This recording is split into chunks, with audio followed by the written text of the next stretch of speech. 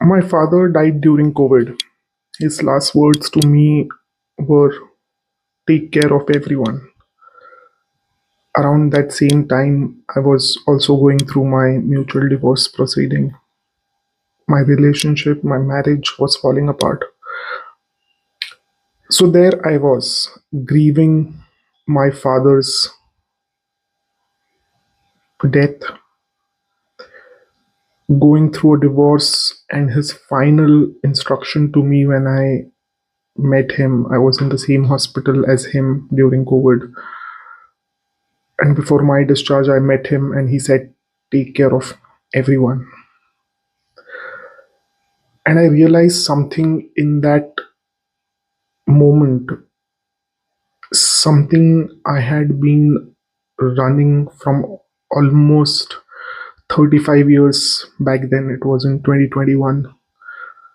I'm 40 years old now. I had spent my entire life taking care of everyone, and somewhere in all of that, I had completely lost myself. My name is Abhishek. I am 40 years old. I have spent 18 years in corporate life, worked for JP Morgan, Accenture, and right now I'm working as an AVP for Publicis Group. On paper, I have done well. I have built a career that most people would look at and say he's got it together. But here's what the paper doesn't show. Behind every title, every promotion, every performance review, I was running on empty. I was giving everything I had to everyone around me and nothing to myself. This channel, Incubate Growth, is me documenting what happens when you finally decide to change that. Not a highlight reel, not a motivational poster, the actual work, the messy, uncomfortable, deeply unnecessary thoughts being shut down, deeply necessary inner work finally beginning within you. And today I want to start right at the beginning because I think a lot of you watching this right now are exactly where I was, successful on the outside, quietly struggling on the inside. And I want you to know that it's not a character flaw, that's a pattern, and patterns can be changed. Let me take you back to the COVID days. 2019 was the first wave. I got COVID during that time. For the first time, I was home quarantined. I recovered in 2020. It was a lesser of a COVID wave. 2020 is when I got the first COVID, and then 2021, um, my father got COVID. My mother, my entire family. My father was admitted. Then I was admitted in the same hospital. I met him in the same hospital while he was in ICU. I was in general.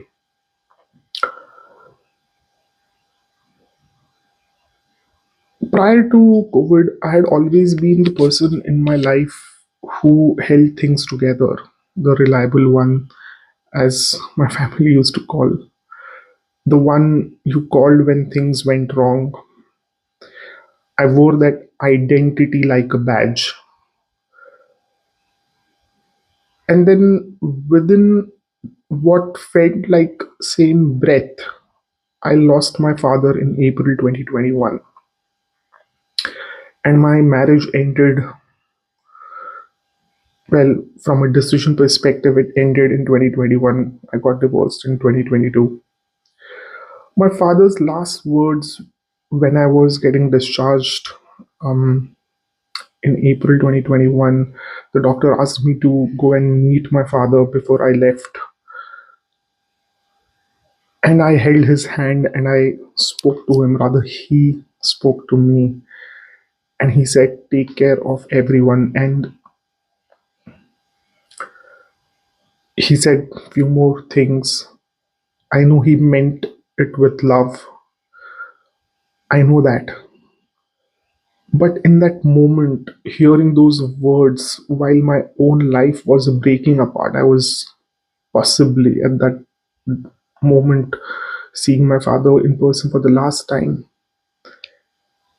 My marriage was falling apart. I was clueless. I felt two completely opposite things at the same time. I felt weight of his trust, which I always enjoyed. And I felt for the first time that I had no idea how to take care of myself. I had been good to everyone, always professionally performing, personally giving, never complaining, never asking for too much. And I looked around and I thought, I have given everything and I feel completely empty in this moment. Not financially, I was earning well, not professionally, I was doing well, but personally, I felt lost. I felt heavy, like I was carrying everyone else's weight and had forgotten I was allowed to put it down. And the hardest part to admit, I had done this to myself. Nobody forced me.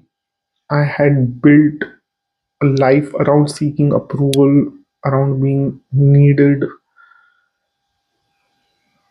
around not disappointing anyone. And I called it being a good person. It wasn't. It was self sabotage, it was people pleasing, dressed up as a virtue. I had no personal boundaries, none. If someone needed something, I gave it, even when I had nothing left. If someone had an opinion about me, it lived in my mind rent free for days, weeks. I was managing perceptions instead of doing genuine work. And somewhere underneath all of that performing, I had lost my own voice. That period, losing my father, going through the divorce, it cracked open something within me. It was painful, genuinely painful. But it was also the most honest I had ever felt, or rather forced to be felt with myself. Because when everything was externally falling apart at the same time, you have no choice but to look at what's left. And what I saw as a person who had spent 35 years back then living for other people's versions of myself. And I thought I still have responsibilities. My father asked me to take care of everyone. He believed in me. He loved me. He knew I can do it. I have always done it. He knew I was going through a divorce. He instilled faith in me. But how can I take care of anyone if I don't take care of myself first? There was something that was calling me from within to change these patterns. That was the question that changed everything for me. The first thing that I changed was the simplest and the hardest. I stopped giving other people's opinion about me so much weight that it will consume my headspace, my life energy. Not because I stopped caring about people, but because I drew a conscious line between what someone thinks of me and what I know about myself. Those are two very different things, and I had been confusing this my entire life up to the age of 35 years old. Every time someone had an opinion about me, positive or negative, I had let it reshape me. I was being authored by other people's opinion, perspectives about me. And I decided I would write my own story. My father, as his last words in person to me, showcased that faith in me, and I need to write my own story. I had to change. Around this time, I found Stoicism. I've made a video on that. You will find the link up here. And one idea hit me harder than anything I had ever read before: control the controllables. You cannot control what people think of you, you cannot control what they like about you, you cannot control their reactions, you cannot ask them to love you, but you can control your choices, your values, your responses. That's it. That's the whole game. When I actually started living that, not just reading it, but practicing it, something extraordinary happened. I got my energy back. My life energy was so fascinating and it was so self rewarding. Words cannot explain it. Not all at once, but slowly. Like a phone that had been on a 2% battery for years, finally getting recharged, as if there was a rebirth of my senses, my emotions, my life energy, my soul. I started speaking with genuinely had something to contribute, and something unexpected happened. People respected me more. I have always had some beautiful relationships at my workplace, very fond friendships, but there was a certain sense of evolution in those relationships. It felt more satisfying to me and more meaningful to me. Not because I was performing more, because I was performing less and being more real, being me, being my own self. Some people in my life didn't like the change. Um, when you have been someone's yes person for years, saying no feels like a crime or a betrayal to them. Some relationships changed, some ended. But here's what I learned: the relationships that couldn't survive me having boundaries, those were not really relationships, they were arrangements. And I was the one doing all the arrangement for them, and I changed it. I want to speak to you directly for a moment. If you're watching this and something I said sounds familiar to you, means something to you, the overgiving, the need of approval, the heaviness of others' opinion, I want you to hear this. It's okay to be in that place. It really is. It doesn't make you weak, it doesn't make you broken. It makes you human, and more than that, it makes you someone who cared deeply. You just forget to include yourself in people you care for. Self sabotage doesn't always look like failure. Sometimes it looks like success. Sometimes it looks like being the most reliable person in the room. Sometimes it looks like never needing anything.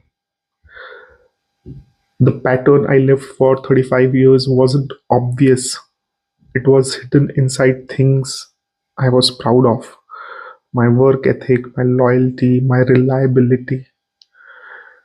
Those aren't bad things, but anything, even good things, become self destruction when they have no boundaries.